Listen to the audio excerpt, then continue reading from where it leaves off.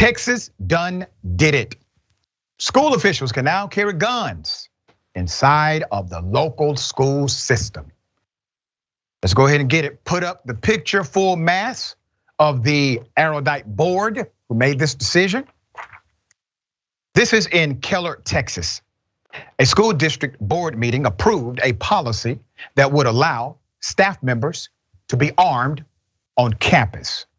On December 12th, the Keller Independent School District met to discuss their Guardian program, a program meant to defend against an active shooter until police arrive.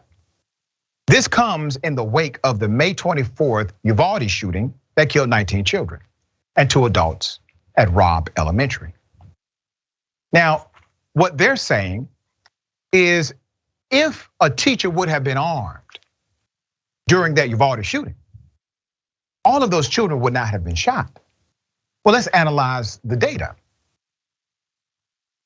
The police who were armed and trained and had protective gear, they failed. They did not execute their duties properly. So you're telling me that all of a sudden a school teacher is going to become Rambo, untouchable, fearless, no training, no equipment, no gear, no backup. But that's your plan, creating a false sense of security for those who are around that teacher or administrator. Here's something else. The reality is, at the Uvalde shooting, guess what? It was a parent, multiple parents actually, who broke through the barrier of police. They were unarmed. They saved children, unlike the police did. So what does it take, a gun? No, it takes heart. It takes heart. Also, insurance companies typically will fail to insure a school district after this policy is passed. The reason is because they are afraid of either A, teacher having a bad day, or B, a student getting their hands on wherever that gun is located inside of that school, because it's on an untrained person. There's more. Prior to the vote, the district sent out a survey to analyze reactions. All right, this is testing the political winds. 35,000 recipients received the survey. It included parents, teachers, and community members and leaders. Only 9% responded. Out of that 9%, they still chose to move on with the policy anyway. Under the new policy, this is the new rule. Under the new policy, some employees would become guardians voluntarily and would have to meet certain firearm training and other requirements. District leaders could remove the employee's authorization status at a moment's notice. Now, okay, maybe if you remove it, it's too late to be removed. Just a thought. Parents who attended the meetings, well, they had mixed feelings. All right, some of them supported it, others did not. And those against this measure believe this could further endanger their children. I concur with that sentiment based on historical evidence. We have reported on multiple situations where teachers, against the rules of the school, brought a gun. That gun ended up either going off or getting into the wrong hands. We reported on that right here. One board member who's against it is a retired teacher who pointed to a survey that found an overwhelming number of teachers were opposed to carrying firearms. When you have 848 people that say no, and you have 60 people who say yes, I think that speaks loudly, said board member Ruthie Keys. They don't give a damn about the teachers. They don't give a damn about the students, and they don't give a damn about the community.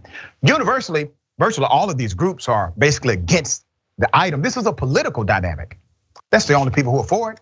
Those who subscribe to a political ideology and are empowered to execute. Politicians, they're the ones moving this, all right?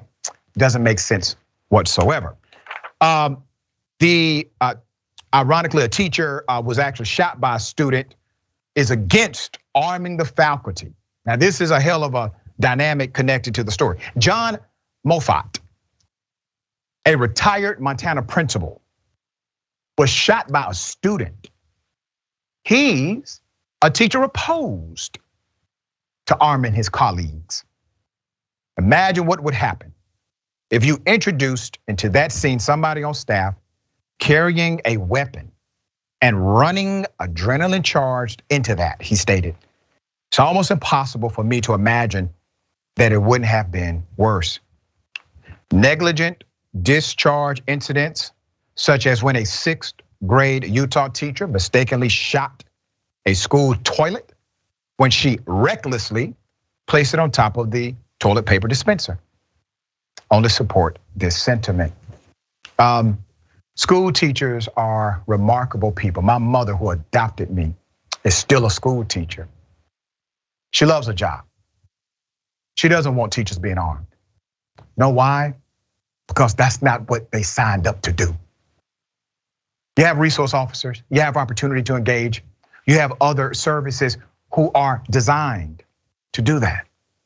Also, teachers do have bad days. And what if there's a fight in the school?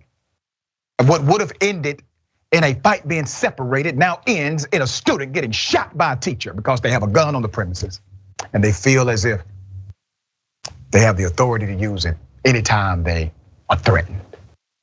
This is bad.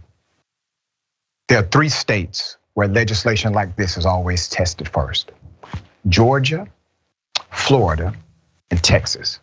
There's some ambiguity with Mississippi and Alabama, but you're guaranteed those 3. Now Texas has it.